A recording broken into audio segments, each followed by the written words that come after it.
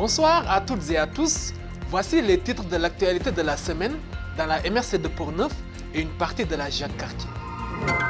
L'actualité nous amène à Neuville où le vieux couvent a accueilli le cercle symbolique du feu. Une dizaine de participants se sont réunis samedi autour d'une flamme pour explorer le feu sous toutes ses formes. Source de chaleur, symbole spirituel et lien humain. Un moment rare pour ralentir, échanger et réfléchir sur ce qui nous anime au quotidien. Vous en aurez le cœur net dans le reportage. Cette semaine, c'est la semaine québécoise de prévention de la conduite avec les facultés affaiblies. La Société de l'assurance automobile du Québec, la SAC, rappelle que prendre le volant après avoir consommé de l'alcool ou de la drogue demeure un danger majeur sur nos routes.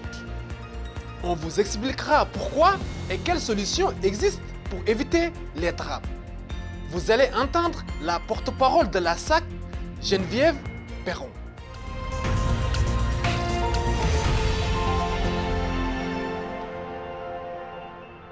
Pour commencer, bonne nouvelle pour nos téléspectatrices et téléspectateurs et amateurs d'informations locales. Votre télévision CJSR est maintenant disponible en web télé et sur la plateforme Roku.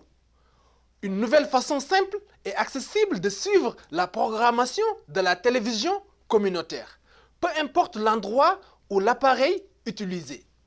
Une belle façon de rester connecté à ce qui se passe dans notre MRC. Pour que le jeu reste un jeu, vaut mieux savoir comment bien jouer. Savoir s'amuser en fixant ses limites de temps et d'argent. Des fois, il faut prendre une pause. Il faut savoir qu'on n'a pas le contrôle sur le résultat et que rien n'est joué d'avance. On se croise les doigts? Il faut savoir qu'on peut gagner ou perdre. Parce que c'est juste du hasard. L'Auto-Québec s'assure d'informer, d'encadrer et d'accompagner les joueurs avec son programme Bien joué. Nous sommes de plein pied dans la semaine québécoise de prévention de la conduite avec les facultés affaiblies, qui se tient du 16 au 22 mars. La Société de l'assurance automobile du Québec, la SAC, rappelle que conduire après avoir consommé de l'alcool ou de la drogue reste une cause majeure d'accidents et de décès sur nos routes. On a fait le point mercredi avec Geneviève Perron, la porte-parole de la SAC. Le voici. On va parler de la conduite avec les facultés affaiblies. Alors, ce sera dans le cadre de la semaine de prévention de la conduite avec les facultés affaiblies qui se tient du 16 au 22 mars. Donc, en tant que porte-parole de la SAC, de la Société de l'assurance automobile du Québec, on apprend, selon les statistiques, près de 30% des accidents de la route sont liés à l'alcool au volant. Qu'est-ce qui explique ce phénomène malgré les préventions, les campagnes de prévention et les sanctions sévères affiliées à ce phénomène? Pourquoi malgré tout ça, ce phénomène continue à faire des ravages sur nos routes?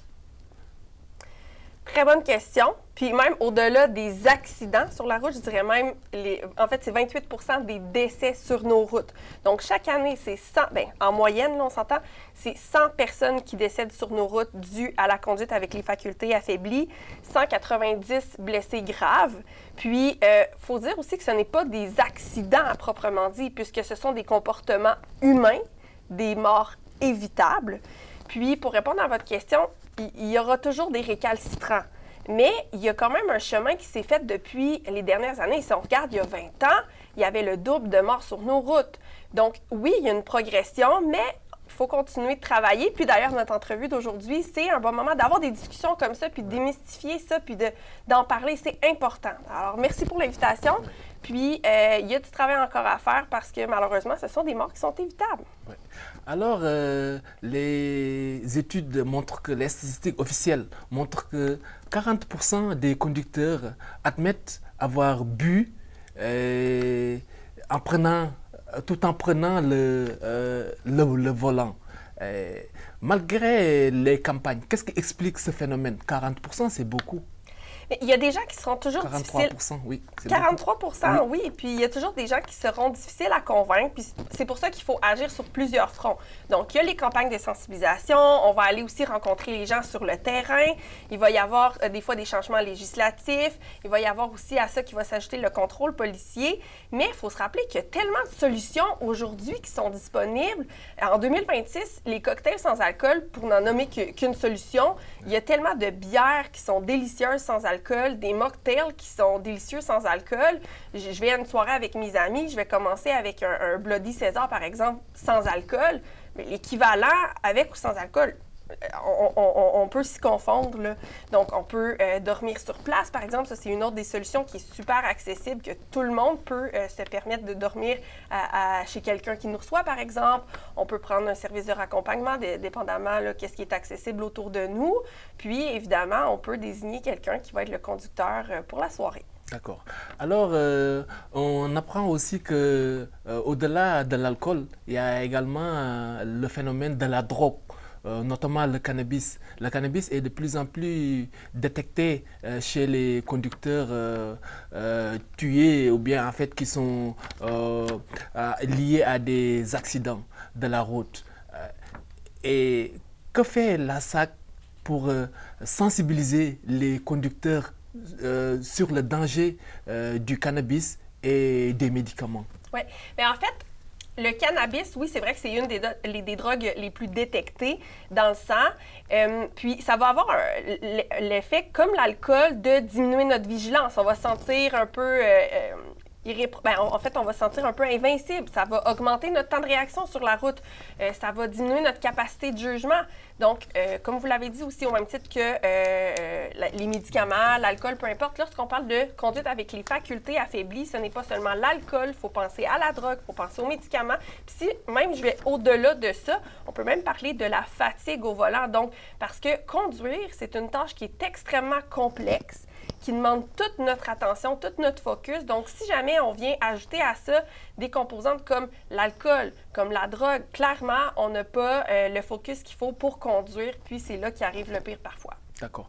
La SAC recommande aussi de faire appel au service d'un conducteur ou d'une conductrice désignée ou bien au service de raccompagnement.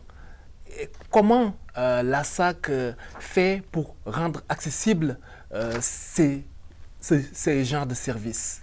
OK. Mais en fait, le conducteur désigné, c'est ça qui est agréable, c'est que tout le monde a accès à cette solution-là. C'est une solution qui est absolument simple. Puis je veux rappeler aussi que la solution du conducteur désigné, faut le désigner en fait avant le début de la soirée, donc avant de consommer de l'alcool, parce que c'est pas à la fin de la soirée qu'on va dire « Bon, qui ici a le moins bu? Bon, ça va être toi. » Non, c'est pas comme ça que ça marche. C'est la personne qui n'a pas bu du tout qui va être le conducteur désigné. Puis ça, peu importe où on se trouve, ben c'est une solution qui est accessible à tous. Fait que c'est ça qui est agréable. D'accord. Il se trouve que les conducteurs plus jeunes, voilà, les jeunes conducteurs sont plus enclins vraiment à avoir des accidents de la route. Qu'est-ce que la SAC fait vraiment pour sensibiliser les jeunes conducteurs? OK. Bien, en fait, premièrement, on fait des actions. Il y a nos fameuses campagnes de sensibilisation qu'on fait tout au long de l'année, mais on va aussi aller sur le terrain, à la rencontre des jeunes. Donc, il y a un projet qui s'appelle le projet Impact, qui devrait commencer sous peu d'ailleurs, parce que on va rencontrer les jeunes juste avant les balles de finissant, parce qu'on sait que c'est un moment de l'année où ils pourraient prendre le volant après avoir fait le party, si on veut. Okay. Mais il faut se rappeler aussi que lorsqu'on a moins de 22 ans, c'est tolérance zéro alcool. Donc, il y a ça comme mesure qui a été mise en place justement pour contrer ce phénomène-là. Donc, lorsqu'on a moins de 22 ans, si on a un permis probatoire, un permis apprenti, c'est tout simplement zéro alcool. Alors, ça aide certainement. D'accord. Et qu'est-ce que la SAC fait? Quelles sont les actions que la SAC pose à l'occasion de la semaine de prévention de la conduite avec les facultés affaiblies, comme je l'ai dit tantôt, qui se déroule du 16 au 22 mars? Donc, cette semaine, on va à la rencontre justement de différents médias pour discuter de ce phénomène-là parce que c'est important, il faut en parler. Puis si aujourd'hui, on réussit à rejoindre ne serait-ce que quelques personnes, on aura déjà fait une différence. Puis, on fait aussi des messages à la radio. Il y a différentes actions qui sont faites avec les partenaires. Puis, évidemment, on continue tout notre travail qu'on fait à l'année sur le terrain. Puis, évidemment, on a nos fameuses campagnes aussi, comme je le disais tout à l'heure, qui sont principalement durant le temps des fêtes parce que c'est un moment qui est très propice à la consommation d'alcool et à l'été aussi. D'accord. Selon la SAC, même l'alcoolémie modérée peut causer des accidents de la route ou bien même des décès. Comment faites-vous pour sensibiliser les personnes conductrices pour qu'elles sachent que l'alcoolémie modérée ne les débarrasse pas ou bien n'est pas une panacée contre les accidents de la route? Oui, mais en fait, comme vous l'avez dit, même de manière modérée, lorsqu'on boit de manière modérée, on augmente nos risques d'accidents mortels de 4,5 fois. Donc, c'est pas négligeable. Mais en fait, nous, à la SAC, le message a toujours été simple, a toujours été clair. Quand on boit, on ne conduit pas, tout simplement. Donc, il n'y a pas place à l'interprétation puis à commencer à calculer le nombre de verres, ça fait combien de temps, etc. Non, quand on boit, on ne conduit pas, puis ça... Point à la ligne. Voilà. D'accord. Tout à fait. Bon, on sait que les bars, les restaurants, en tout cas les endroits où l'on vend de l'alcool peuvent vraiment jouer un rôle clé dans la prévention de la conduite avec les facultés affaiblies. Est-ce que la SAC collabore avec ces entités-là, les bars, les restaurants, pour pouvoir vraiment prévenir ce phénomène lié au risque de conduite avec les facultés affaiblies? Oui, tout à fait. On a plusieurs partenariats. Puis là, vite comme ça, je pense à un partenariat qu'on a eu dans les dernières années avec certains bars où on remettait justement des sous-verres dans lesquels il y avait une passe d'autobus, donc pour que les gens puissent revenir en sécurité chez eux et même revenir le lendemain chercher leur véhicule. Donc, il y a différents partenariats qui se font comme ça un peu partout à travers la province pour justement donner des solutions concrètes. Puis oui, les bars sont sensibilisés à ça. Comme je vous dis, on va parler aux entreprises, on va sur le terrain sensibiliser les gens à ça. Puis même pour monsieur, madame, tout le monde, je sais que parfois ça peut être sensible comme sujet, mais on peut dénoncer quelqu'un qu'on a vu parce que, bon, on ne voudrait pas non plus le lendemain lire dans le journal qu'il est arrivé un drame, puis savoir qu'on était témoin de ça là, la veille. Donc, on veut surtout pas être témoin de quelque chose, un drame comme ça, puis savoir qu'on aurait pu agir. Donc, on peut signaler quelqu'un, c'est possible de le faire aussi. D'accord. Donc, la conduite avec les facultés affaiblies ne touche pas seulement les personnes conductrices ou bien les personnes, leurs proches, leurs familles. C'est une question vraiment collective, une question qui touche la population. Quelles actions concrètes faites-vous ou bien mettez-vous sur place pour sensibiliser la population d'une manière générale? Exact. En fait, ça concerne absolument tout le monde. Comme on vient de le dire, on peut signaler quelqu'un, même si on n'est pas personnellement conducteur, on peut signaler quelqu'un. Clairement, il ne faut pas non plus aller dans le véhicule de quelqu'un qu'on sait qui a consommé. Puis, lorsqu'il y a des accidents, par exemple, ça va être un phénomène qui va toucher, ça va créer une vague dramatique, autant pour la famille de la victime que la famille du conducteur. Tout le monde est touché par ce genre de drame-là. Puis, il faut justement que chacun prenne la responsabilité. Puis, nous, on va justement agir, comme je vous disais, sur plusieurs fronts pour montrer. Puis d'ailleurs, notre dernière campagne du temps des fêtes portait sur ça, justement, de montrer que ça a une incidence sur tout un univers, tous les amis, toute la famille vont être touchés par ça. Puis il n'y a personne qui est à l'abri non plus de se faire arrêter pour conduite avec les facultés affaiblies ou de créer un accident non plus. Ça peut être vous, ça peut être moi. Il n'y a personne qui est à l'abri de ça. Et ce que peu de gens savent aussi, c'est que 85% des gens qui se font arrêter sont à leur ce sont des premiers contrevenants. 85% sont des premiers contrevenants. Alors, c'est pas vrai que ce sont seulement des récidivistes, comme on peut le croire. D'accord. C'est quoi votre mot de la fin? Mais peut-être une petite chose qu'on n'a pas abordée, mais que je trouve quand même intéressante, c'est que lorsqu'on est reconnu coupable de conduite avec les facultés affaiblies, parfois, on va être contraint de conduire, si on en fait la demande, là, on va être contraint de conduire avec un éthylomètre, OK? Un antidémarreur. Donc, on doit conduire les véhicules seulement qui ont des antidémarreurs. Ce qu'il faut savoir, c'est que sur une motoneige, par exemple, on ne peut pas mettre d'antidémarreur. Alors ça veut dire que les gens qui ont ça comme loisir, la motoneige, par exemple, ou le 4 roues, nommons-en un parmi tant d'autres, mais on doit mettre une croix sur notre motoneige parce qu'on ne peut plus conduire sa motoneige après avoir reçu ce jugement-là. D'accord, parfait. En tout cas, merci beaucoup Geneviève, ça fait plaisir de vous recevoir ici. Pour mieux comprendre les dangers de la conduite avec les facultés affaiblies, la SAC propose une démonstration très parlante avec les lunettes Fatal Vision. Ces lunettes reproduisent la vision d'une personne sous l'effet de l'alcool, juste avant la limite légale. On a pu tester l'expérience, même si l'esprit est clair, l'équilibre et la perception sont fortement altérés. Un rappel concret que boire et conduire, c'est prendre des risques énormes. Voyons la démonstration. Ça, ce sont les lunettes Fatal Vision de la SAC, de la Société de l'assurance automobile du Québec. C'est pour faire la démonstration de comment on réagit quand on est sous l'effet de l'alcool. Moi, je vais faire la démonstration avec Geneviève Perron, qui est la porte-parole de la SAC. Alors, comment ça va se passer, Geneviève, Alors, la démonstration? Qu'est-ce qu'on va faire? Je vais vous inviter à mettre les lunettes et ensuite à faire le parcours, un pied devant l'autre, avec les mains le long du corps. Puis, ici, on a des lunettes, là. C'est comme si on avait un taux d'alcoolémie de 0,07 à 0,1. Donc, 0,07, là, c'est juste la limite avant la limite permise d'alcool dans le sang là, pour conduire de 0,08. Donc, je vous laisse tenter l'expérience, puis on pourra s'en reparler.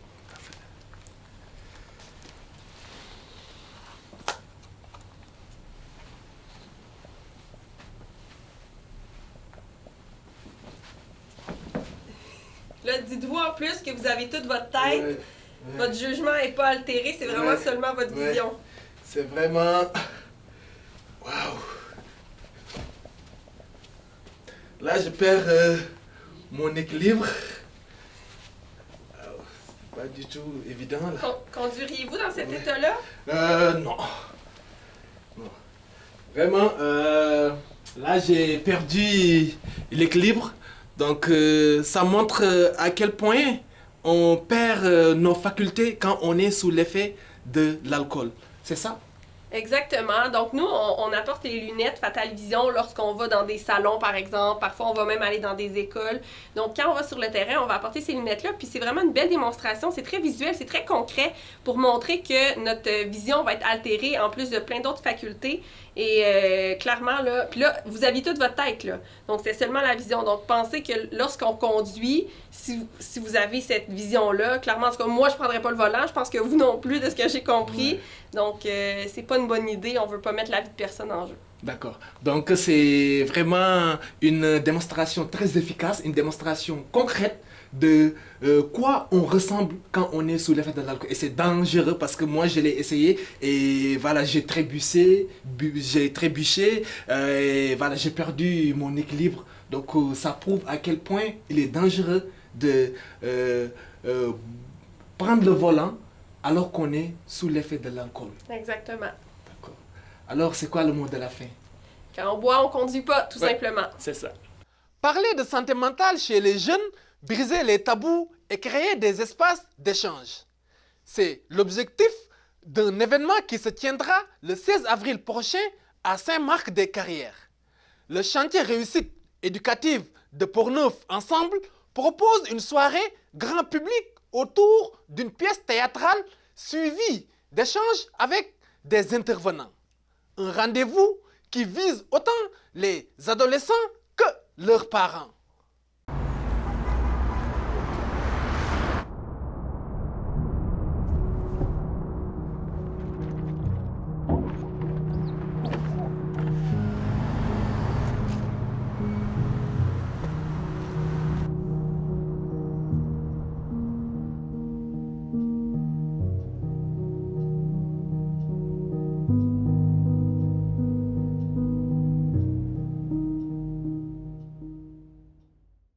On prend maintenant la direction de Neuville, où un événement peu particulier invitait les participants à ralentir et à réfléchir.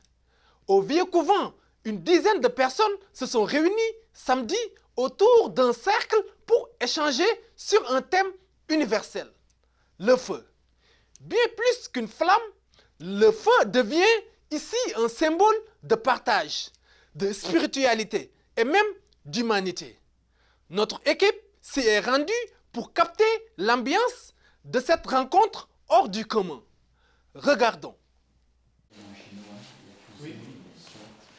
Le vieux couvent de Neuville a accueilli samedi le cercle symbolique, une rencontre annuelle qui explore, à travers échanges et causeries, la dimension spirituelle et humaine des éléments naturels.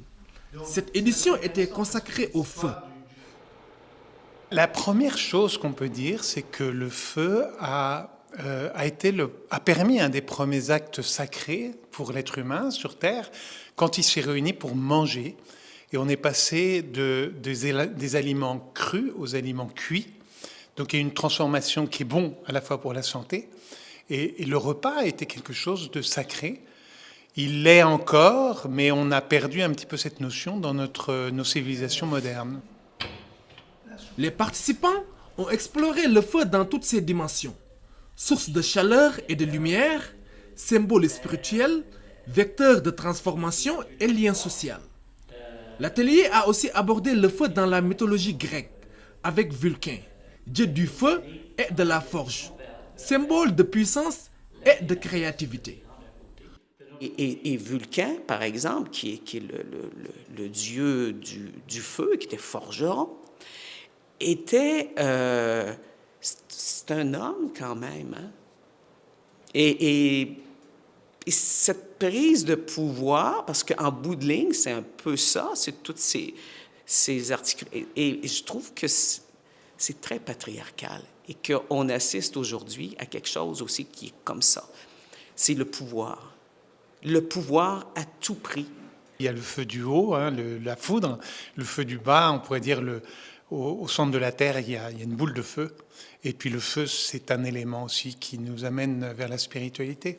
La symbolique du feu, le feu est très présent dans nos vies.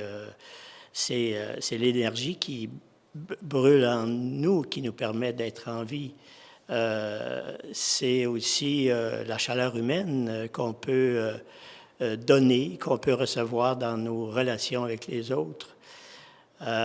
C'est la chaleur du feu qui nous réchauffe. Quand on parle de symbolique, essentiellement, c'est de rassembler le visible et l'invisible. Non pas comme deux aspects de la vie qui sont séparés par un mur, mais comme deux aspects de la vie qui s'imbriquent l'un dans l'autre.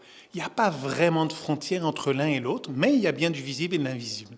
Au-delà de la symbolique, ces cercles permettent de revenir à l'essentiel. Comprendre comment un élément aussi important que le feu continue d'influencer nos vies, notre société et nos croyances.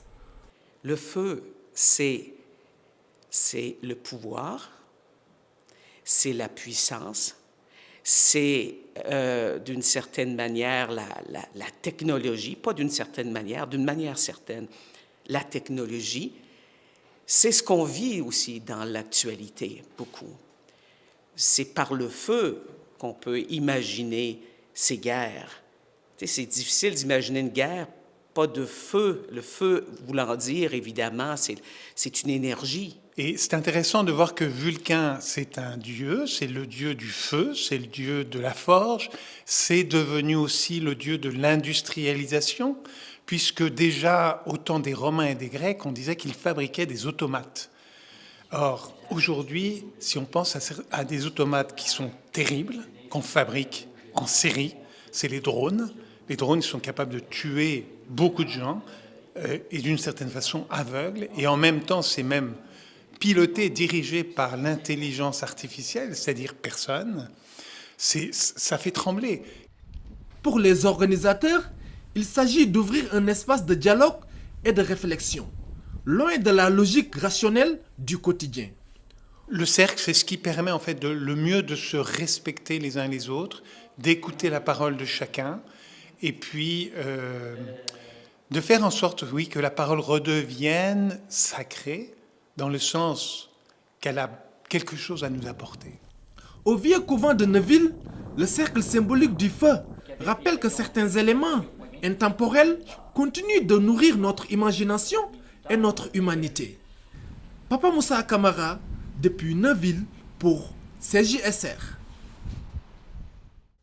Toujours à Neuville, Espace Art Nature au vieux couvent invite la population à un 5 à 7 le jeudi 26 mars pour dévoiler son nouveau plan de développement.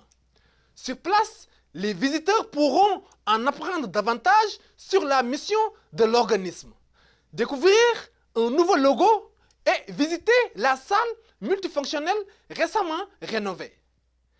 Animation artistique et ambiance conviviale sont aussi au programme. Ici, on se crée des souvenirs au fil des saisons et on vit au rythme de nos passions.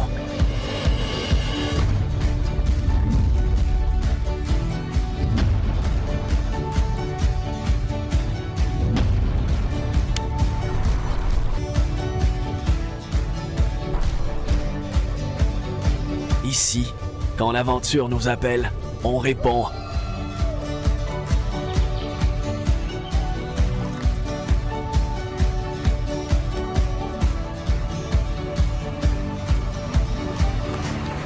Ici, à Saint-Raymond, ma destination pour un séjour plein air réussi.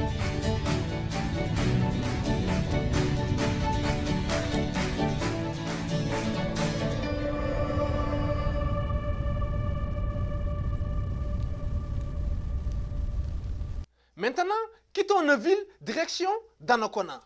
Un souper bénéfice pour soutenir la lutte contre le cancer aura lieu le 11 avril prochain. L'événement organisé dans le cadre du relais pour la vie de Portneuf proposera un méchoui, 3 services au centre Alliance Donali. Au programme, repas, animation, encans et surprise. Les organisateurs invitent la population à se mobiliser pour soutenir cette cause importante. Cet automne, Portneuf s'anime avec la 11e édition de la Route des Arts et Saveurs. Les 19 et 20 septembre, au programme, rencontre avec des artistes, artisans et producteurs locaux, dans des jumelages conviviaux qui permettent de découvrir plusieurs lieux en une seule journée. Chapiteaux, tables et panneaux sont fournis pour accueillir les visiteurs. Et la nouvelle image de marque de la route sera bientôt dévoilée. Les inscriptions sont déjà ouvertes pour celles et ceux qui veulent participer. Tous les détails sont sur le site web de la route des Arts et Saveurs de Portneuf. Chérie, me passerais-tu le beurre? Merci. C'est plate. Cette heure, toute la partie se passe rien que d'un bord.